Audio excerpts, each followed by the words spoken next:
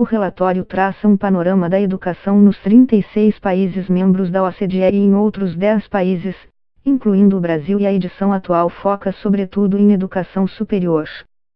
Embora a disparidade de gênero na educação favoreça as mulheres, a situação no mercado de trabalho é ao revés, afirma o relatório, destacando que a prevalência feminina na educação superior brasileira é uma das maiores entre todos os países estudados.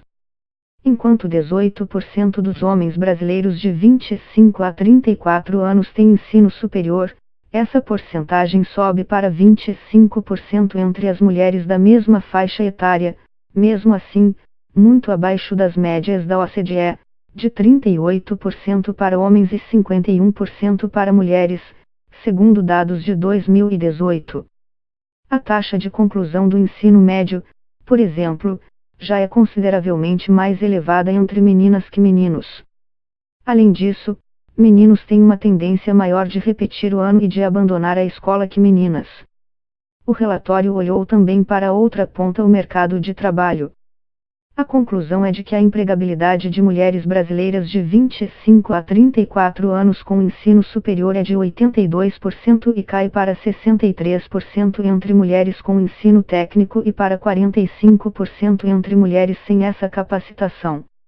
Entre homens brasileiros, esses índices são todos mais altos.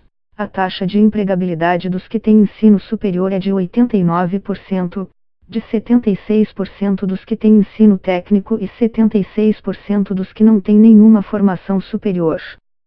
As mulheres estão significativamente hiperrepresentadas nos campos de educação e ciências sociais, jornalismo e informação. Já os homens são hiperrepresentados em campos como tecnologias da informação e da comunicação, engenharia e construção. No Brasil, 25% das graduandas brasileiras escolhe estudar educação, enquanto 19% dos graduandos homens escolhe engenharia, produção e construção. Ou seja, uma possível explicação para a dificuldade de inserção no mercado de trabalho, seja no Brasil ou em outros países em situação semelhante, é a escolha de cursos superiores, que pode levar a carreiras com empregabilidade e renda diferentes. Mas, para Camila de Moraes, há mais motivos por trás das diferenças de emprego entre homens e mulheres. A área de conhecimento não é suficiente para explicar toda a disparidade de gênero em termos de taxa de emprego nem em termos de rendimento, diz a analista da OCDE. O rendimento de mulheres não é maior que o rendimento de homens em nenhuma área de conhecimento em nenhum país com dados disponíveis no relatório. Isso indica que outros fatores como progressão de carreira, a natureza do trabalho, mesmo que dentro de um mesmo setor, tipos de contrato e vida familiar podem ter uma influência maior na disparidade de gênero. Alguns apontam, por exemplo, justamente para o fato de homens sem ensino superior terem uma taxa de emprego maior e rendimentos mais elevados que mulheres também sem ensino superior. Dessa forma, o incentivo para eles trabalharem ao invés de cursarem o ensino superior pode ser relativamente maior, explica Moraes. No Brasil especificamente, nós observamos que a taxa de emprego dos homens aumenta só um pouco com maiores níveis de escolaridade. Já para mulheres, a taxa de emprego aumenta consideravelmente, podendo ser esse um incentivo maior para elas cursarem o ensino superior. Esses são alguns insights que emergem dos dados, porém não é possível identificar especificamente as causas da disparidade no Brasil. Isso requeriria um estudo mais aprofundado do contexto do país. O relatório traz outros dados sobre o ensino superior do Brasil que, embora evidenciem avanços, colocam o país ainda distante das médias internacionais. Só 0,8% dos brasileiros entre 25 e 34 anos têm mestrado e 0,2% têm doutorado, contra 13% e 1,1%, respectivamente, na média entre os países estudados pela OCDE.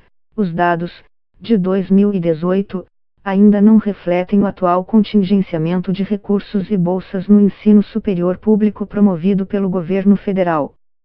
Em todos os países da OCDE, indivíduos com mestrado ou doutorado têm rendimento maior que aqueles com apenas o bacharelado, explica Camila de Moraes. O mesmo vale para a taxa de emprego.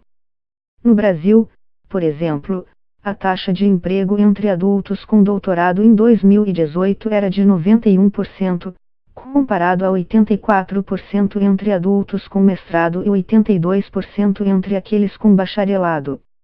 Além disso, esses níveis de educação estão fortemente ligados à pesquisa e desenvolvimento do país, importantes para o crescimento econômico e social. Considerando-se apenas cursos de graduação, o relatório da OCDE diz que apenas 1/3 dos estudantes brasileiros conclui os estudos no tempo teoricamente previsto, de 4 ou 5 anos, a depender do curso. Dos estudantes restantes que não se formam nesse período, cerca de 1/3 continua matriculado no curso superior, e 2/3 abandonam o sistema sem se formar, diz o relatório. Na última década, o número de brasileiros de 25 a 34 anos com título superior subiu de 11% para 21%. Em comparação, a média nos países estudados pela OCDE é de mais que o dobro, 44%. A proporção da população brasileira com ensino superior é a menor entre todos os países das OCDE, empatado com o México.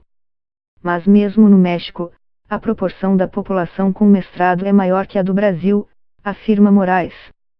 Por fim, o estudo aponta que mais de 75% dos estudantes de graduação no Brasil estão em universidades privadas, em grande contraste com a maioria dos países da OCDE, em que essa é a situação de menos de 1/3 dos alunos.